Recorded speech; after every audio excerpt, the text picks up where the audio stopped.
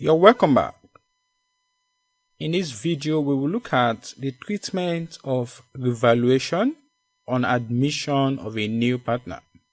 Firstly, when a revaluation surplus is determined, you will debit the individual asset account to increase the value to its new value, and you credit the revaluation surplus account.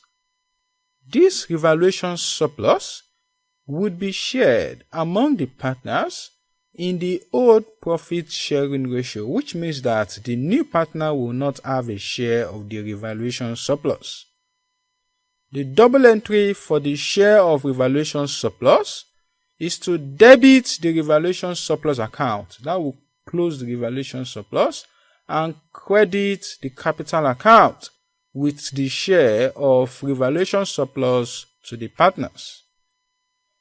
By doing this above adjustment, the revaluation surplus would have been closed and it would have been shared among the partners. In the next video, we will solve a question to see how to incorporate goodwill and revaluation in the books of the partnership on the admission of a new partner. Thank you very much. See you in the next video.